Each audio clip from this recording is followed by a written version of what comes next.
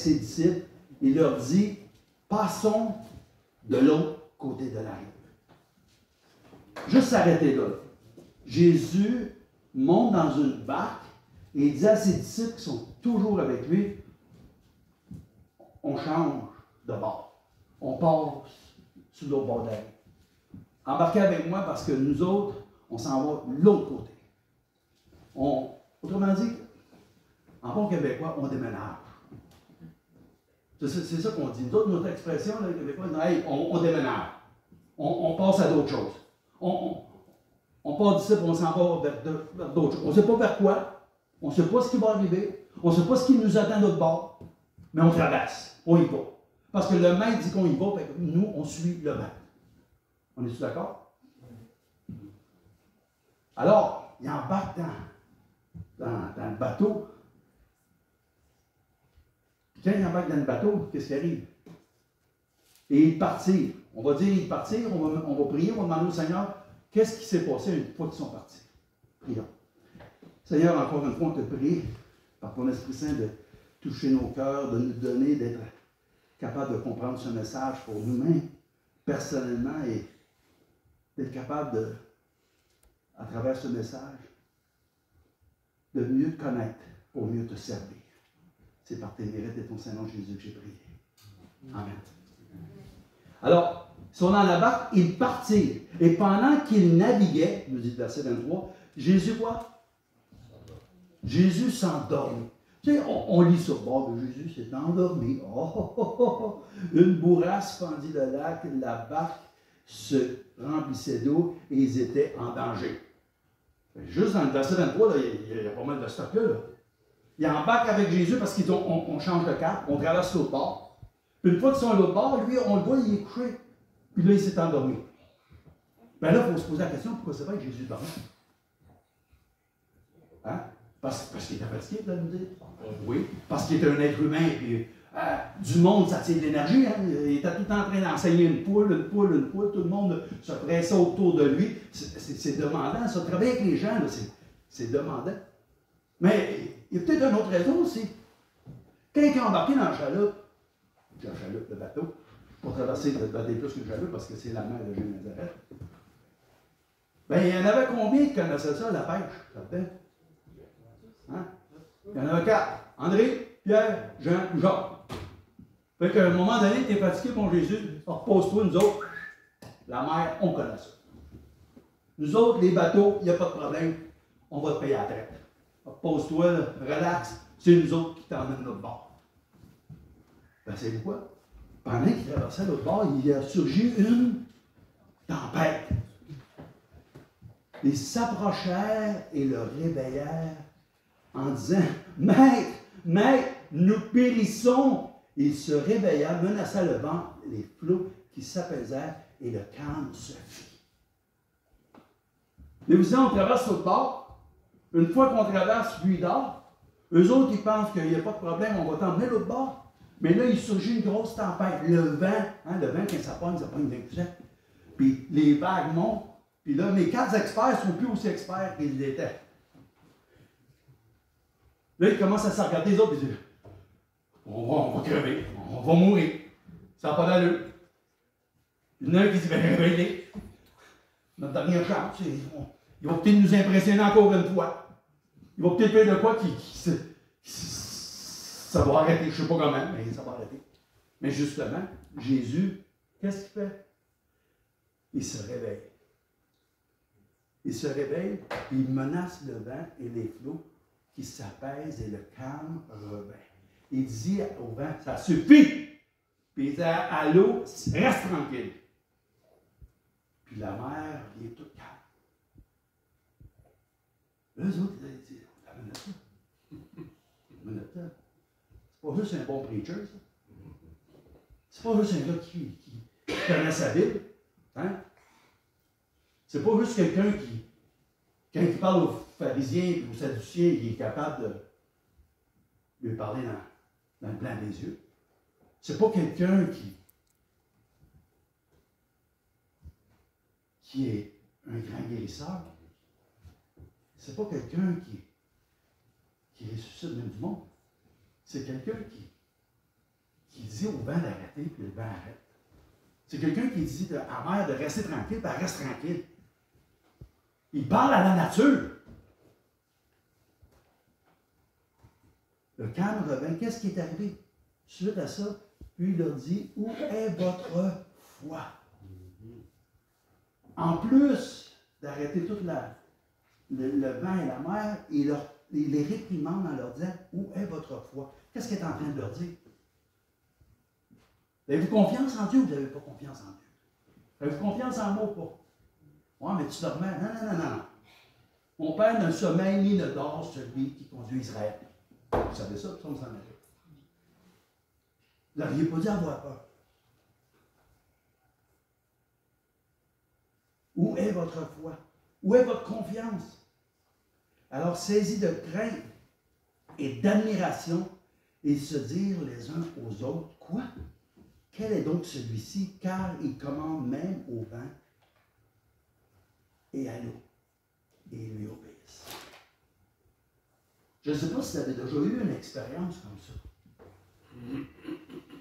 Mais lorsque vous allez avoir une expérience comme ça, votre relation avec Dieu, elle va changer. Elle va être différente. Ce que Dieu aura fait pour vous, que personne d'autre n'aura pu faire, va vous convaincre que Dieu est le Tout-Puissant. Puis si Dieu est avec moi, qui peut être contre moi? Puis si Dieu existe vraiment, puis qu'il entend ma prière, lorsque le malheureux crie, l'Éternel entend et il le délivre de toutes ses prières. Vous pouvez rester assis là toute la journée, puis toute la veillée, puis toute demain. Mais si vous n'avez pas eu cette expérience-là, je peux comprendre que vous dites, ouais, c'est bien pour les autres, mais pas pour moi. Moi, ça m'est jamais arrivé, ces affaires-là. Je ne sais pas si vous vous souvenez, quand on était plus jeune, on disait tout le temps, lui, c'est le fun, il a des témoignages à finir, il a tout fait. Il a volé, il a tué, il est en prison, Dieu l'a sorti de là. Lui, c'est intéressant d'écouter. Mais moi, je ne sais pas quoi vous dire. Ben, va fouiller dans toi-même. Va voir dans toi-même, tu vas voir que Dieu a fait des grands miracles. Il t'a même permis de t'arrêter pour lire sa parole, venir à l'Église, fraterniser avec les frères et les sœurs, prier les uns pour les autres. Le calme revint. Puis quoi? Puis il leur dit, où est votre foi? Saisi de frayeur et d'étonnement, et se dire les uns aux autres, quel est donc celui qui commande même au vent et à l'eau, et il lui obéisse. Jésus seul peut calmer les tempêtes de ta vie. Il suffit seulement de lui faire confiance.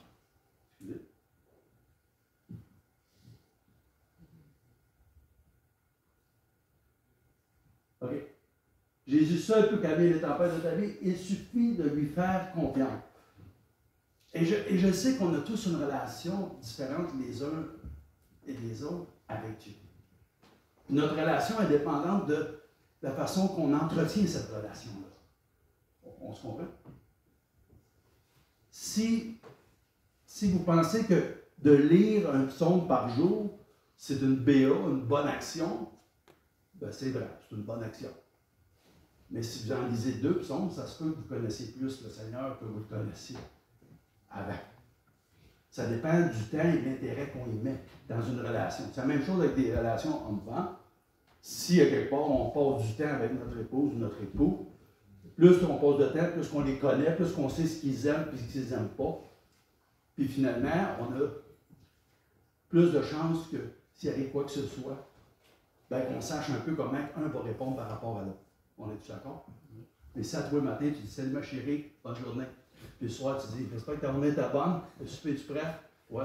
Puis tu as fini de manger, tu dis moi, je m'en vais avec mes chums, je vais au bowling, je reviens le soir à 9h. On se reparle demain. Hein? Tu fais ça tous les jours, là? Pas sûr que ça va être bon. Mais il y a du monde qui marche avec le Seigneur de cette façon-là. Et qui ne prennent pas le temps qu'ils devraient prendre, justement. Donc, ils ne savaient pas ce qui les attendait à l'autre bord. Mais lorsqu'ils sont arrivés de l'autre côté, on nous dit qu'ils abordèrent dans le pays des Géradéniens, qui est vis-à-vis de la Galilée. Donc, on nous dit là où le bateau a accosté. Ils sont rendus sur l'autre côté, au pays des Géraséniens.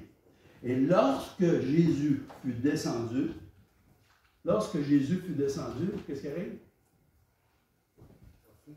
Il vint au-devant de lui un homme de la ville qui était possédé de plusieurs démons. On dit que depuis longtemps, il ne portait point de vêtements et avait sa demeure non dans une maison, mais dans les sépulcres. En fin de compte, sa demeure à lui, c'était au cimetière. C'est là qu'il restait. Puis il faisait peur au monde. Puis les gens avaient peur, avec raison, parce qu'il n'était pas tout là, il était possédé. Mais on voit dans l'histoire qu'il est possédé, mais il veut s'en sortir. Il est possédé, il voit qu'il n'y a plus de contrôle sur lui-même, mais il veut que sa vie change.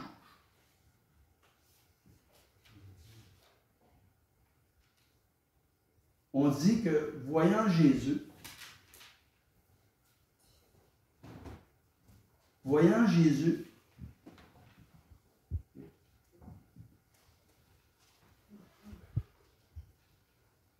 il poussa un cri, tomba à ses pieds et dit d'une voix forte, « Que me veux-tu, Jésus, Fils du Dieu très haut? Je t'en supplie, ne me tourmente pas. » Je ne sais pas si, encore une fois, si vous prenez le temps de lire chaque verset, le démon dit quoi? « Que me veux-tu, Jésus, Fils du Dieu très haut? » Eux autres ne l'ont pas reconnu, les êtres humains, mais les démons, ils le reconnaissaient. Ils savaient qui il était.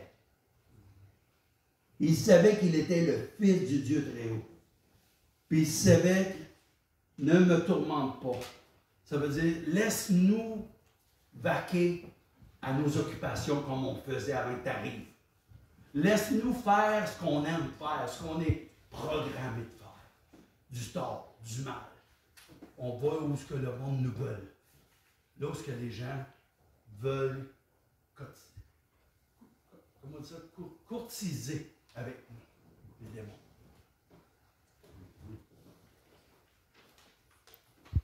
Jésus commanda à l'esprit un peu de sortir de cet homme dont il s'était emparé depuis longtemps, nous dit le texte.